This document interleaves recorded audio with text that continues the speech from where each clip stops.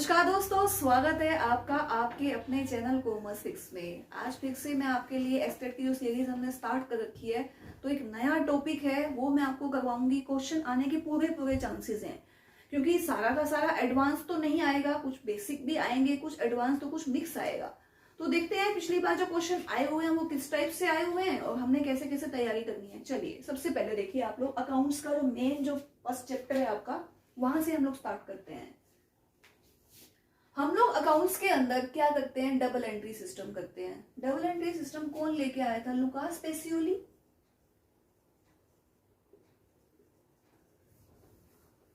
Lucas Pacioli ने 1494 के अंदर ये कंसेप्ट दिया था। बहुत बार क्वेश्चन आया हुआ है, 1494 के अंदर क्या दिया था जी? Double entry system.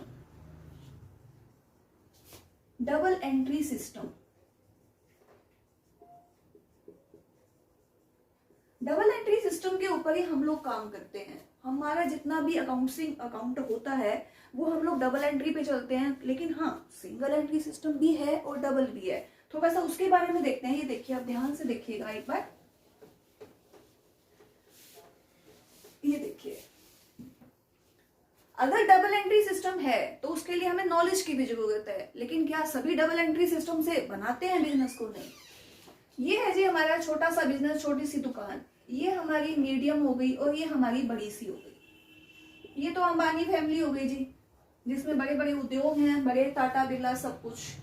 ये मीडियम है, मीडियम उद्योग हो गए। और ये हो गए जी स्मॉल, बिल्कुल स्मॉल, लाइक एज किराना की शॉप है, घर के आसपास जो आपकी बहुत सारी शॉप्स मिलती हैं, वो सब। ये कौन सा बनाते हैं business? Single entry system. Single entry system के ऊपर करते हैं। आप लोगों ने देखा होगा बहुत बार जब आप लोग जाते हैं वो सामान परचेज करने के लिए, तो जब आप सामान परचेज करने के लिए जाएंगे ना, एक कॉपी सी होती है, उस कॉपी के अंदर वो जो दुकानदार है वो सामान लिख लेगा, हाँ जी इतने का सामान आया, इतना का गया, फटाफट से अपना शाम को एक हिसाब बना दिया। डे बुक वगैरह नहीं बनाता वो, कोई डबल एंट्री नहीं करता। लेकिन हाँ, अब आप कहोगे अगर वो डे बुक वगैरह नहीं बनाता, हिसाब कैसे मिलाता है, कितना कैश आ गया, कितना कुछ है, अपना अंदाजे से। लेकिन हाँ, सिंगल एंट्री सिस्टम के अंदर क्या होता है कि जैसे अगर आपने बिजनेस बनाया, आपका बहुत अच्छा चलने लग गया, तो आप सीए के पास गए, चार्टर्ड अकाउंटेंट के पास, और आपने बोला कि मुझे ना टैक्स भरना है, रिटर्न भरनी है, तो क्या किया जाए? तो वो क्या कहेगा कि मैं तो डबल एंट्री सिस्टम पे काम करता हूँ, तो डबल एंट्री सिस्टम में कन्वर्ट कर देंगे सिंगल एंट्री को। इसका मतलब क्या हुआ कि हमारी जितनी भी अकाउंटिंग है वो डबल एंट्री पे होती है। तो डबल एंट्री पे होती है तो वो क्या हो गई जी? देखिए आप इसको एक बार, दो पक्ष है, एक डेबिट है और एक क्रेडिट है। सारी एंट्री हमारी डेबिट और क्रेडिट पे होती है। क्वेश्चन कैसे कैसे बन सकता है आपका, इस पे ही मैं आ रही हूं, ध्यान दीजिएगा आप लोग। एक डेबिट है और एक क्रेडिट। डेबिट और एक हो गया जी हमारा क्रेडिट। अगर हम कोई भी एंट्री करते हैं, कोई भी ट्रांजैक्शन करते हैं, तो उसका डबल इफेक्ट आएगा ही आएगा। डेबिट बढ़ेगा तो क्रेडिट भी बढ़ेगा। अगर डेबिट कम होगा तो क्रेडिट भी कम होगा। ये तो इफेक्ट है ही है। लेकिन क्या ऐसा हो सकता है कि क्रेडिट पे कोई इफेक्ट ही ना पड़े और ट्रांजैक्शन भी हो जाए? बिल्कुल हो सकती है। अगर डेबिट ही बढ़ गया और डेबिट ही घट गया तो क्रेडिट को कुछ इफेक्ट ही नहीं पड़ेगा। क्रेडिट ही बढ़ गया और क्रेडिट ही घट गया तो भी कोई इफेक्ट नहीं पड़ेगा।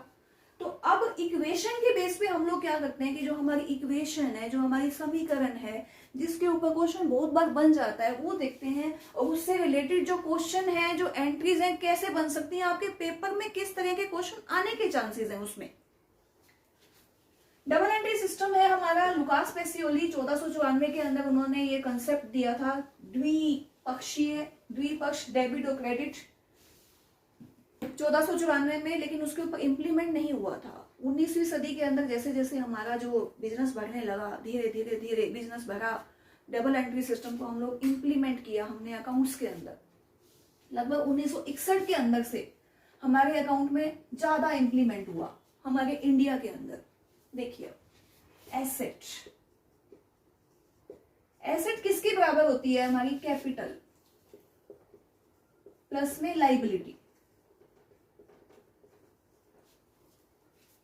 एसेट हमारी कैपिटल और लाइबिलिटी के बराबर होती है। इट मीन्स क्या है कि एसेट हमारी ज्यादा होती है और कैपिटल और लाइबिलिटी अलग अलग पार्ट है इसके।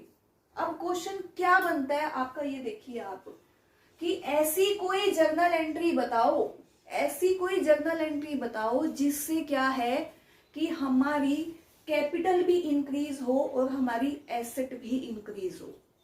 ये बताइए आप, कैपिटल भी इंक्रीज होनी चाहिए और हमारी एसेट भी इंक्रीज होनी चाहिए, क्योंकि अगर ये इंक्रीज होगी तो हमारी कैपिटल तो इंक्रीज होगी ही होगी, अदरवाइज तो कैसे बनेगी बात। बिल्कुल, अगर हम कोई सामान परचेज करते हैं, मान लो हमने फर्नीचर परचेज कर लिया, अगर हमने फर्नीचर परचेज कर लिया और अगर हमने कैश में किया तब तो इस पे कोई इफेक्ट नहीं पड़ने वाला, कैश कम हो जाएगा और फर्नीचर आ जाएगा। लेकिन अगर हम उधार पे ले लेते हैं तो क्या होगा जी, हमारी लाइबिलिटी बढ़ जाएगी, हमारे क्रेडिटर बढ़ जाएंगे और इधर से हमारा फर्नीचर बढ़ जाएगा। एंट्री ऐसे बन सकती है। हाँ जी, क्वेश्चन और कैसे कैसे बन सकते हैं, एक तो जो मैंने आपको बताया अभी, इस तरह की एंट्री आ सकती है कि कोई एक एंट्री ऐसी बताइए जिसमें एसेट ही बढ़े और एसेट ही कम हो जाए, तो ये हो गई। इसी तरह से लाइबिलिटी ही बढ़े, लाइबिलिटी कम हो जाए, कैपिटल ही बढ़े, कैपिटल कम हो जाए। तो वो सब एंट्री आप लोग क्या करेंगे, कमेंट बॉक्स में डालेंगे, ठीक है। अगर आप लोग देख रहे हैं तो, क्योंकि लगभग मैंने आपको टेक्निक बता दी है, एक मैं आपको लाइबिलिटी का और बता देती हूँ कि लाइबिलिटी ही बढ़ जाए और लाइबिलिटी ही कम हो जाए।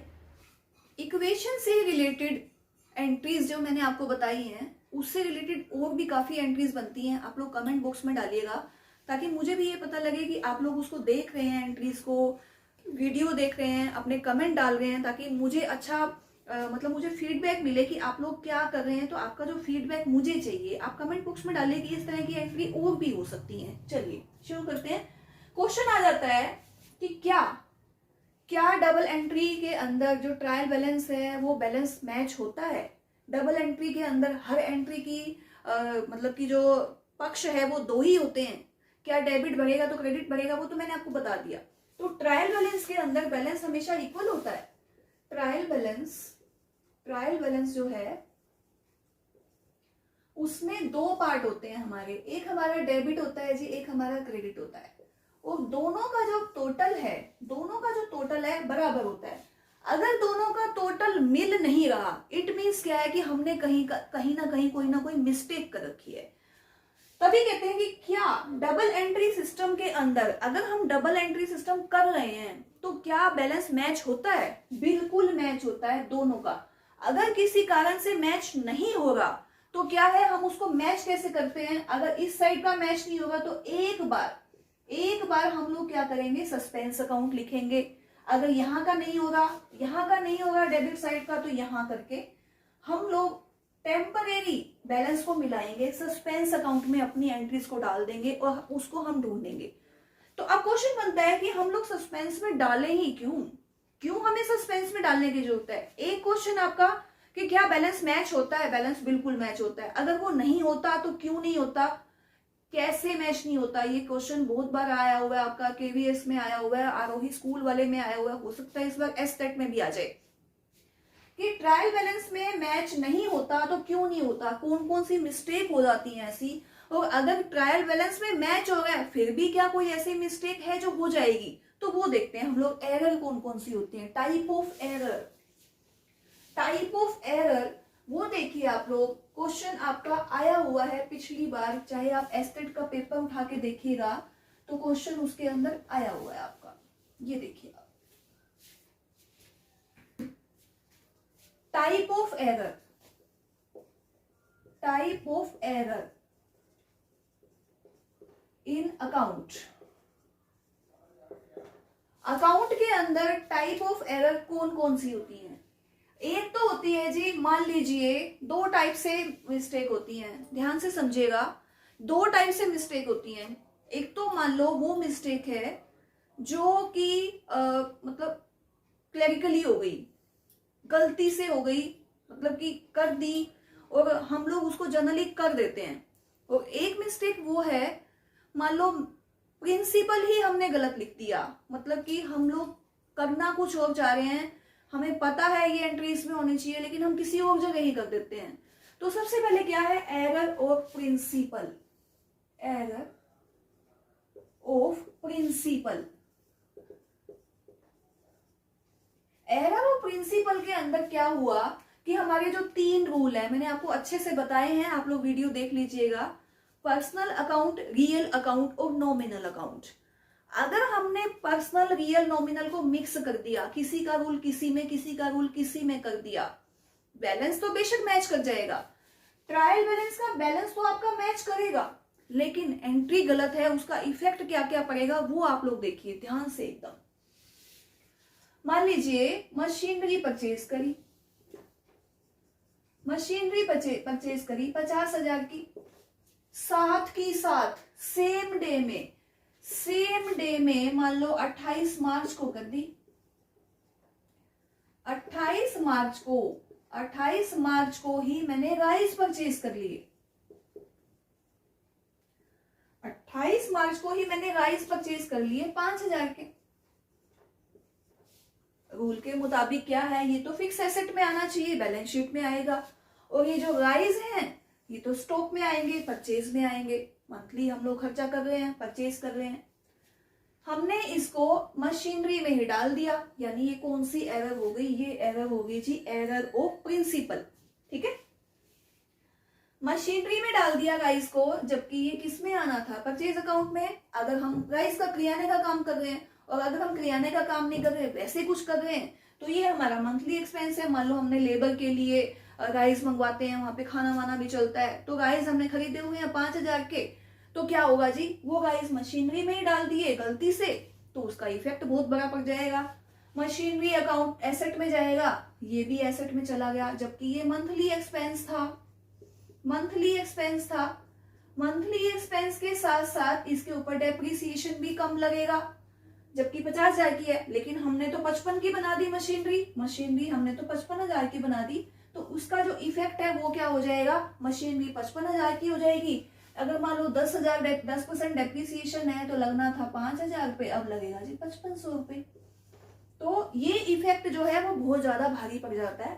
तो इसको हम लोग क्या बोलेंगे, एरर ऑफ प्रिंसिपल। क्वेश्चन आपका आ जाता है कि अगर मशीनरी परचेज करी तो हमने इंस्टॉलेशन चार्ज को मशीनरी में लगा दिया, कौन सा प्रिंसिपल बनेगा, ये बनेगा जी error of principal, error of principal.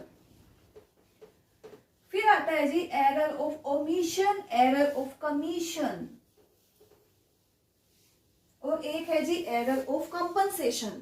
देखिए, हमने कोई भी एंट्री करी, मान लो मेरा अकाउंटेंट बैठा है और वो अपना पूरी एंट्री अच्छी से करता है, बाय चांस मैं कंपनी की मालकिन हूं, मान लो ओनर हूं मैं, तो मैंने क्या किया, मैंने 5,000 रुपए निकाल लिए बिजनेस में से, अपने गल्ले में से 5,000 रुपए निकाल लिए, ठीक है, और इधर से ही सेम डे में ही कोई मान लो गलती हो गई, ध्यान नहीं रहा, हाँ 5,000 रुपए मैंने निकाल लिए।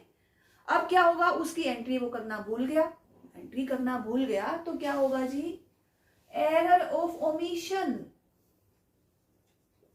Error of omission. भूल गए, भूल चूक हो गई जी, भूल चूक बोलते हैं ना जिसको, भूल गया, एंट्री करना ही भूल गया। मान लो कोई सेल हुई, कोई आया कस्टमर, मान लो किराने की शॉप ही है, टूथपेस्ट ले गया 4, 200 रुपए की, एंट्री करना भूल गए जी, ध्यान ही नहीं रहा, लिखा ही नहीं कहीं पे भी, भूल गए, एरर ऑफ ओमिशन। कोई भी एंट्री करना भूल गए, एरर ऑफ ओमिशन। क्वेश्चन कैसे बन सकता है कि सामान खरीदा, एंट्री करना भूल गए, कौन सी एरर है ये, एरर ऑफ ओमिशन। फिर उसके बाद क्या होगा जी, error of commission, error of commission. Error of commission को हम पकड़ सकते हैं, एरर ऑफ ओमिशन को हम लोग पकड़ नहीं सकते। ये भी ध्यान रखिएगा कि ऐसी कौन सी एरर है जो हम लोग कर भी देंगे और ट्रायल बैलेंस में पता नहीं चलेगा। एक तो है जी एरर ऑफ ओमिशन, एक है आपकी एरर ऑफ कंपनसेशन और एक है आपकी एरर ऑफ प्रिंसिपल। ठीक है, ये तीनों आपकी एरर ऐसी हैं जो ट्रायल बैलेंस में पकड़ में नहीं आएंगी काफी टाइम तक, क्योंकि बैलेंस हमारा मैच हो जाएगा, हम कहेंगे हाँ जी बिल्कुल सही चल रहा है। ठीक है, ये ध्यान रखिएगा। एरर ऑफ कमीशन के अंदर क्या होगा, 50,000 की एंट्री है जी। 50,000 का हमने कोई सामान परचेज किया मोहन से। परचेज में तो दिखा दिया हमने, लेकिन मोहन अकाउंट में एंट्री करना भूल गए। परचेज में हमने दिखा रखा है। तुरंत ट्रायल बैलेंस जब बनाएंगे ना तो पकड़ में आ जाएगी। ऐसी कौन सी एंट्री जिसका ट्रायल बैलेंस में पता चल जाता है कि ये मिस्टेक हुई है तुरंत? एरर ऑफ कमीशन, सिर्फ एक यही एरर है, ये ध्यान रखिएगा। उसके बाद आगे जी एरर ऑफ कंपनसेशन। कंपनसेशन क्या हुआ जी? सेम अमाउंट मैंने जो ड्राइंग वाली एंट्री बताई थी कि 5,000 रुपए मैंने निकाले, तो कोई दिक्कत नहीं है जी, 5,000 रुपए की एंट्री भूल गए और इधर से कोई 5,000 की सेल हो गई, 5,000 गले में वापस आ गए, पता चलेगा? बिल्कुल पता चलेगा। कैश नहीं मिलेगा, कैश मिल गया, 5,000 रुपए गए थे, 5,000 रुपए आ गए, बैलेंस भी मिल रहा है, सब कुछ है, कोई दिक्कत नहीं है। कंपनसेशन यानी कि एक एंट्री दूसरे को कंपनसेट कर दे। मतलब कि क्या हो गया कि मैंने 5,000 की एक मिस्टेक करी लेने की, तो मैंने देने वाली भी 5,000 की मिस्टेक कर दी, दोनों एंट्रियां आपस में बराबर हो गई। तो ये होता है जी error of commission, error of commission, error of compensation और साथ के साथ एरर ऑफ प्रिंसिपल। चलिए अब हम लोग अकाउंट के प्रिंसिपल कर लेते हैं। आज में आपका ये चैप्टर कंप्लीट हो जाएगा, ध्यान रखिएगा, ज्यादा टाइम नहीं लगाना हमने इसके ऊपर। तभी मैंने ये सोचा कि एक बार डिटेल में आपको ये करा देती हूँ, क्योंकि एक दो क्वेश्चन तो बेसिक में से आएंगे ही आएंगे, तो लगभग इसी टाइप के क्वेश्चन आएंगे आपके। एरर ऑफ प्रिंसिपल जो है अकाउंटिंग के आप लोगों को अच्छे से पता है, लेकिन हमारे जो क्वेश्चंस हैं वो सिचुएशनली आते हैं कि आपको एक सिचुएशन दे दी जाएगी और आपको उसमें से ये बताना है कि ये प्रिंसिपल कौन सा है। तो वो देखिए, आप एग्जाम्पल दूंगी और साथ के साथ मैं आपको बताऊंगी। हाँ, मैंने आपको ये पहले ही बताया था कि अगर आप लोग मुझे सपोर्ट करते हैं, आपको लगता है कि हाँ भी मेरी वीडियो आपको पसंद आ रही है, तो आप ज्यादा से ज्यादा लाइक शेयर सब्सक्राइब करेंगे तो जल्दी ही हम लोग लाइव हो जाएंगे। लाइव होंगे तो आपके कमेंट में देखूंगे, साथ के साथ हम लोग सॉल्यूशन कर लेंगे। अभी तो क्या है कि मैं ही बोल रही हूँ, मैं ही आंसर दे रही हूँ, मैं ही क्वेश्चन कर रही हूँ आप लोगों के साथ, तो मजा और भी आने वाला है। तो जल्दी से जल्दी आप लोग जुड़िए, लाइक कीजिए, शेयर कीजिए। चलिए जुड़ते हैं हम लोग, करते हैं इसको। हाँ जी, प्रिंसिपल के अंदर जो सिचुएशन दी जा सकती है वो किस टाइप की हो सकती है? मैंने बिजनेस किया फर्नीचर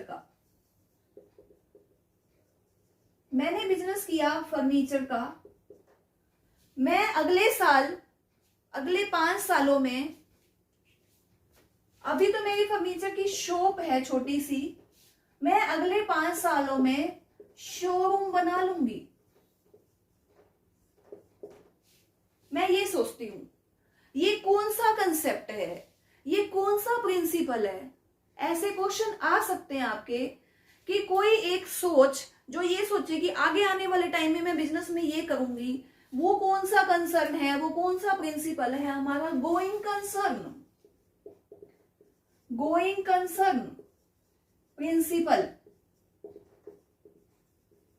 देखिए, मैंने कोई भी काम किया, मैं कभी ये नहीं सोचूंगी कि मैं आज ही इस काम को बंद कर दूं, 6 महीने में बंद कर दूं, साल में बंद कर दूं। मैं उसको लंबा चलाना चाहूंगी। अगर मैं उसको लंबा चलाना चाहती हूँ, इट मीन्स क्या है कि बिजनेस चलता रहना चाहिए। वो कौन सा कंसेप्ट हो गया? Going concern. इस तरह की सिचुएशन आपकी आ सकती है कि बिजनेस अगर लंबा चलता रहे तो वो कौन सा प्रिंसिपल है? Going concern. ठीक है। 2020 को मेरा क्लोजिंग स्टॉक है जी 10 लाख का। 10 लाख का मेरा क्लोजिंग स्टॉक है। 1 अप्रैल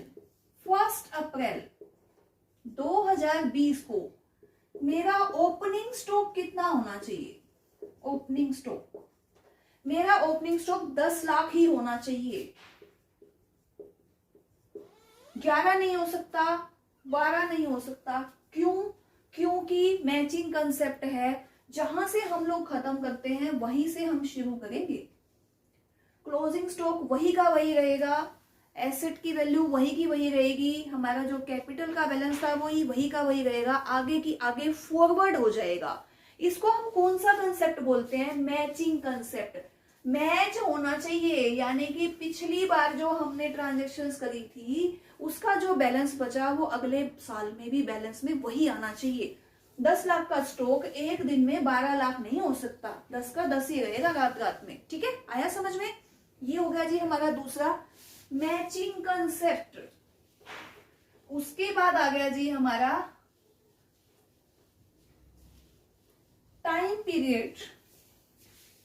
सिचुएशन आ सकती है, मैंने एक बिजनेस स्टार्ट किया जिसकी फाइनेंशियल ईयर है जी 1 जनवरी टू 31 दिसंबर।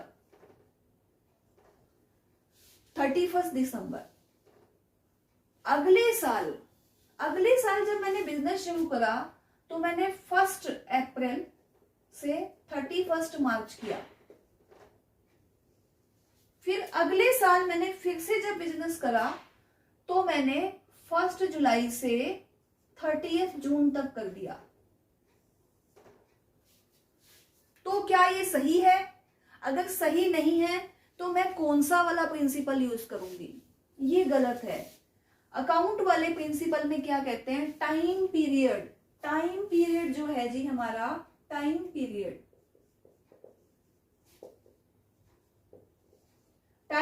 सेम होना चाहिए। जिस बिजनेस में, जिस फाइनेंशियल ईयर में आपने बिजनेस को स्टार्ट किया था उसी में ही आपका बिजनेस चलता रहेगा। अगर 1 अप्रैल किया है तो अगले साल भी आप उसको 1 अप्रैल को ही शुरू करोगे।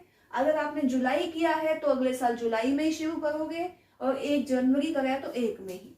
लेकिन आजकल जो हमारी हर कंपनी, फैक्ट्रीज जितनी भी हैं, उन सबका फाइनेंशियल ईयर 1 अप्रैल टू 30 मार्च होता है। क्यों होता है? क्योंकि हमारी इनकम टैक्स की असेसमेंट इसी ईयर में होती है। अगर इनकम टैक्स की असेसमेंट आपकी 1 अप्रैल से 31 मार्च तक होती है तो आप उसको अपने हिसाब से चेंज नहीं कर सकते, क्योंकि आप असेसमेंट नहीं कर पाओगे। असेसमेंट नहीं कर पाओगे तो आप करवाओगे कैसे, रिटर्न कैसे भरोगे, वो बहुत से पंगों में फंस जाओगे। तो ये हो गया जी हमारा टाइम पीरियड। ठीक है, उसके बाद आ गया मनी मेजरमेंट। मनी मेजरमेंट में क्या हो गया जी, जितनी भी ट्रांजैक्शन आपकी मनी में होंगी सिर्फ हम लोग वही अकाउंट में लिखते हैं। कोई मतलब नहीं है हमें किसी भी एंट्री से। एग्जांपल से समझ लीजिए, 1 लाख रुपए का माल मुझे बहुत पसंद आ गया, मैं किसी शोरूम में गई और मैं ऑर्डर दे के आ गई कि कल है ना मैं ये 1 लाख का माल उठा लूंगी। अगले दिन मैं गई नहीं, मेरी नीयत खराब होगी, मुझे पसंद नहीं आया, रातों रात मेरा दिमाग खराब हो गया कि मुझे नहीं खरीदना। मैं इसकी ट्रांजैक्शन नहीं कर सकती क्योंकि मैंने पैसा नहीं दिया।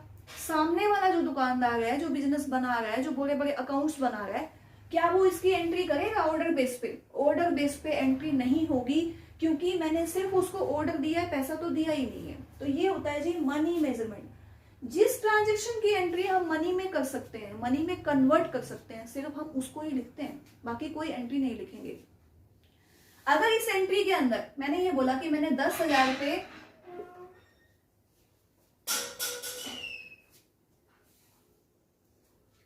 अगर मैंने इस एंट्री के अंदर ये बोला कि 10,000 रुपए मैंने ऑर्डर के दे दिए और मैं 1 लाख का ऑर्डर दे के आ गई, तो जो जिसको मैं ऑर्डर दे के आई हूं ना, वो 10,000 की एंट्री करेगा, 1 लाख की एंट्री नहीं करने वाला। अगर वो 1 लाख की एंट्री करता है तो वो गलत है। ये बनेगा जी मनी मेजरमेंट। मेरा एम्प्लॉई नाराज होकर चला गया मेरे से और मेरी प्रोडक्शन बहुत ज्यादा रुक गई एक दिन के लिए, कम से कम मुझे 10,000 का नुकसान हो गया। मैं उसे कहीं नहीं दिखा सकती। क्या एंट्री करूं कि मेरा एम्प्लॉय घुस के चला गया, आज मेरी प्रोडक्शन नहीं हुई? नहीं, मैं सिर्फ वो एंट्री कर सकती हूँ जिसको मैं मनी में मेजर कर सकती हूँ। फाइनेंशियली ट्रांजैक्शन को हम लोग कन्वर्ट करते हैं अपनी अकाउंटिंग ट्रांजैक्शन के अंदर।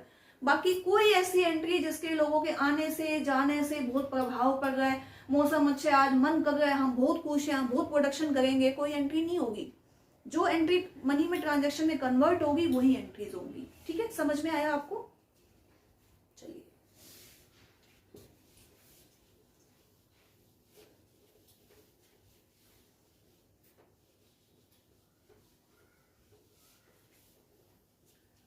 इसका नेक्स्ट पार्ट मैं आपको आगे कराऊंगी। बहुत बड़ी वीडियो हो जाएगी और आप लोग देखने के बाद आगे नहीं कर पाएंगे इसको। आपको लगेगा ये तो इतना बड़ा और भी पढ़ना पड़ेगा। तो कंटिन्यू पार्ट है, अगले पार्ट के अंदर पूरा आपको करवाया जाएगा। प्रिंसिपल हैं, कुछ कन्वेंशंस हैं वो, और रिलेटेड जो क्वेश्चंस हैं वो किस तरह से बन जाते हैं, और जो हमारा जो कैपिटल एक्सपेंस है, रिवेन्यू एक्सपेंस है, कैपिटल इनकम है, रिवेन्यू इनकम है, पिछली बार वो क्वेश्चन भी आपका आया हुआ है। साथ के साथ एक और डेफर्ड एक्सपेंस क्या होते हैं और नॉमिनल एसेट क्या होती है वो भी हम करेंगे अगले पार्ट के अंदर। तो ठीक है, ध्यान रखिए अपना, खुश रहिए, ज्यादा से ज्यादा वीडियो को लाइक कीजिए, शेयर कीजिए, सब्सक्राइब कीजिए, और अगर आपने सब कुछ कर दिया है तो आप अपने कमेंट कीजिए कि आपको वीडियो कैसी लग रही है। वीडियो अच्छी लग रही है तो भी कमेंट कीजिए, नहीं अच्छी लग रही तो क्या कमी है वो आप बताइए। ज्यादा से ज्यादा जुड़िए, जल्दी ही हम लोग लाइव आने वाले हैं, वो दिन दूर नहीं है जब हम लोग आपस में अपने जो डाउट्स हैं वो लाइव क्लियर करेंगे। ठीक है, मिलते हैं अगली वीडियो में। Thank you.